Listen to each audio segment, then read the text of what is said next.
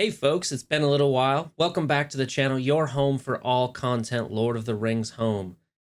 I've been on vacation for a little bit, and while I was on vacation, they released like 6 or 7 different news articles. So I'm kind of interpreting that as anytime there's a lull in the game, I just need to go take vacation, and then they're just going to release a bunch of updates. Today's video, I want to basically blast through some main points from all the stuff that they've been releasing. So we're going to talk about the journey ahead. We're going to talk about Gondor Month. We're going to talk about Chapter 3, the Mines of Moria raid. We're going to talk about the Arwen node a little bit, and then Elladan going to another node as well, when I think Elrond is going to return, Boromir and Faramir, how they fit into all of that. And then I want to talk a little bit about the web store as well. And I'm basically just going to blast through the important parts of this, okay? So we're going to be going fast. All right. To start off, we're going to talk about the journey ahead. And one of the things I really like about the journey ahead is that they do admit some of their mistakes or some of the things that they've heard loud and clear from the community, I should say. First and foremost being the bomber RNG, something that they are looking into. Obviously, there's no specifics here, so I'm very curious about what they're working with, what they plan to do to change it. In my mind, there are probably two options. You can either tune the RNG, so how much percent chance to drop versus throw for each stack, or they could change the mechanics entirely. My guess is that they're going to do the first one, but obviously this is all speculation. They're waiting. They say they don't want to make any knee-jerk reactions. That's fine if that's what they're doing, is like collecting data. What I would want on their end is like the ability to see, okay, how many attempts are people doing on average? How much time are they spending in an attempt? Are they just, when are people forfeiting? How many attempts are people doing? And then is that the number that they want? And I'm not sure that they actually have access to those metrics. Obviously, I'm not behind the scenes, but I think most of the raid battles happen client side. So it would probably have to just record some stuff and send it to the server. I'm not sure if that happens when you forfeit a run. That's probably a valuable piece of information to know, right? If all you see is people's raid scores going up, but they spent 8 hours just kind of banging their head against it, that isn't telling you a lot about how they feel about the raid in particular, or how they should be playing the raid in particular, I should say. The other big thing from the chapter 1 of the journey ahead is talking about communication. I think that's pretty big for me. Again, no specifics. This is something I'm going to keep an eye on because it's something that in my last podcast with Torm, we basically identified both of us as communication as being a key area that they need to improve upon, both outside of the game and then also sending communication inside the game. But they say a certain line here. We'll work on trying to be better in what we show the community at the right times when we can in terms of accuracy and timing. And to me, that still means that they're probably not going to be changing the CG policy of we're not going to tell you anything until we know for sure that we're releasing it and that we're certain with all of that. And I think that is the thing that most people want to see a change from. Maybe they've come up with a different strategy, but this is definitely something that I will personally be keeping an eye on. Well, I think most of us will be personally keeping an eye on, and then we're going to check back in probably in a month or two and see if they've made any big updates on that front. Okay, moving into Chapter 2, what is next? I like the art that they've shown in here. I think this is actually great that they show this concept art. The Balrog looks amazing. It looks very awesome. I mean, this isn't a finished product at all, and it's still, the concepts look, I really like it. So basically, we've got the Mines of Moria raid. Chapter 3 coming at the end of September. I mean, so far, I do enjoy the raids quite a bit. I know people really don't like the RNG in Chapter 1. Some of my teams have now basically overcome that because they can take multiple bomber hits, but when you're kind of on the edge of moving between difficulties, it can be extremely frustrating, right? But I'm excited because they've been doing this kind of raid release every month, right? And it's a nice little, it feels fresh. I really like the way that they're releasing the raid, and I can't wait to see what they have in store for Chapter 3.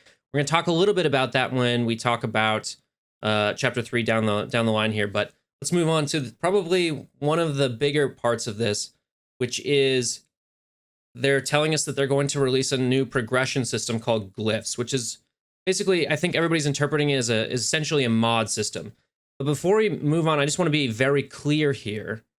These are things that they're working on currently. This does not mean that they're going to be releasing them in the next 3 months. So it's not like, oh, next month we're getting glyphs. Too bad you aren't level 60 yet, or any of that sort of stuff. This is something that they're working on. They're telling us that they're working on it. I am personally not interested in doing speed tuning for a bunch of characters. That's just my preference. I don't want to just have to, specifically get all of the speeds in a team to be a certain order so that I can perform well in a piece of content. That's not fun to me. I do like when mods kind of boost overall stats, and I do like when they can change gameplay mechanics. Whether that be some sort of set bonus, which is something they've talked about. Maybe they have like some sort of concentration set. That way chapter 2 is a lot easier when you go in with that team.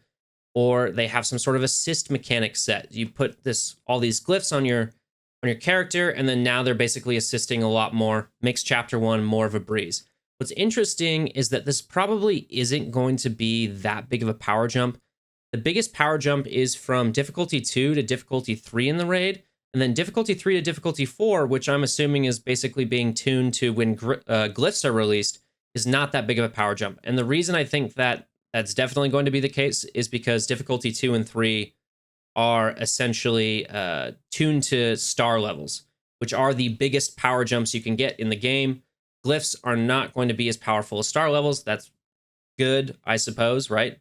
I like that. The thing about any mod system when you release it in a game like this is that when you roll it out, it needs to have a very good management system and good quality of life features. Otherwise, it becomes a mess. And you have to kind of strike this balance between personalization that makes the game fun and essentially spending all of your time messing around and modifying your mod system. Because that is fun for some people, but it's not as fun for a lot of people, especially casual players, right?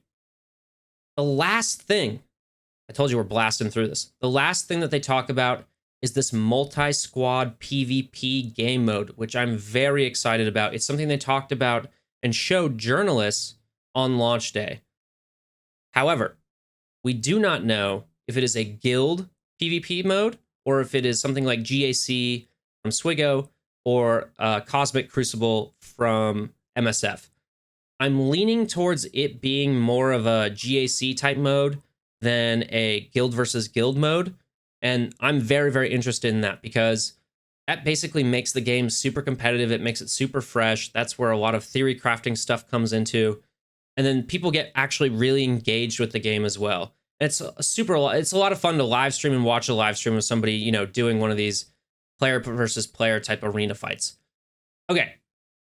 Moving right on, we're going to talk about Gondor month and what I think this means for chapter 3. Important thing I want to take from here is that this is a pre-fellowship Boromir. It's not like they forgot the tag or anything like that. He is meant to be pre-fellowship. This also means that we're basically running out of beta characters. They took away a lot of beta characters and they're now releasing them as marquees. And so I believe that the only beta characters that they have not released yet then will be the Nazgul and the Witch King, I believe. So it wouldn't surprise me if we see the Nazgul in October. It's spooky month. You've released the Nazgul. When the Witch King would come, not entirely sure about all that. Definitely after that. We'll talk about it. But I'm not going to go over the kits here for Boromir and Faramir. I'm going to do that in a different video because I want to kind of digest how I think the whole team is going to work. But this sort of leads us into chapter 3 of the raid here. And I think there's a few things that we need to point out. They say Gondor is the chapter 3 raid team, basically like Haradrim was for chapter 2. Denethor is able to gain immunity, hopefully grant immunity as well. And then block chance. They mentioned block chance here. And then if you kind of look at the kits, they mention a few different things in the tips and tricks sort of section. One for Faramir is that stealth basically removes marked from himself. And then in Boromir's passive, it allows to essentially cleanse Banes and do a little regeneration. And that's for the capture buff or debuff that I think is going to play a large role in chapter 3. And that's either going to do it's probably going to do one of two things, right? Either the capture buff goes on your character and essentially it makes them more vulnerable to damage, or once they reach a certain amount of capture buffs on them, then they essentially get taken out of the game and you can't, rely on like Elrond to res your character or whatnot, right? I think those are probably the two different options. What this does mean is that characters that use stealth, characters that have fortitude, grant immunity, and can cleanse are really, really good. Naramiri and Pippin, again, probably they just keep on getting better and better and better. They're useful in pretty much all of the raid chapters. I might actually consider running Naramiri instead of Lomian in my Rivendell team.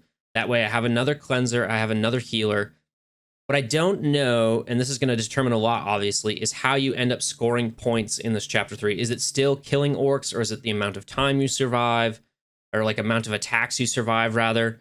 So I'm very keen on the details, obviously, like everybody else. Based on the kits from Boromir and Faramir, I think there's going to be a Bane called Capture that is going to cause havoc on your team, and Marked. So they're basically going to replace the Orc Bomber with an Orc that can mark your characters. We're going to move on to essentially some of the update stuff. So Arwen got put on Shadow 5.3, or sorry, 5.5, but people are really having trouble with Shadow 5.3 because you can't use your own Ironhide, and that's what people have built up. I'm going to do a separate video on sort of what I used and how to get through both hard node Shadow 5.3 and Light 5.9 for Eladin. That way people have, just a guide to basically use. But I'm going to do a separate video for that. Again, 5.3 is the hard one. If you can pass 5.3, you can 3-star 5.5 pretty easily and get to the Arwen node. However, with the release of Arwen and Eladin, I think we can start to sort of guesstimate exactly when Elrond is going to be coming back. So right now, if you just have the marquees, which, let me interject and say, by the way, them rerunning the Arwen marquee is actually really, really awesome.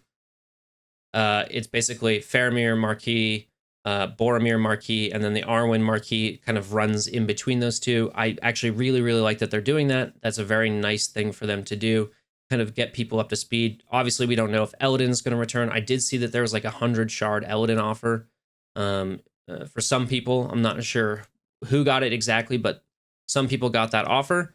But let's go back. If you have them at 3 stars because you just did a marquee release and you're trying to go for 5 stars, right? This is a spreadsheet. Let me zoom in here. That Torm helped make. Not helped make, he made it himself. And to go from 3 stars, which is this row right here, days needed to hit 5 stars, it's about 56 days. Okay? If you are already at 5 stars because you bought the marquees and you want to get to 7 stars, about 131 days.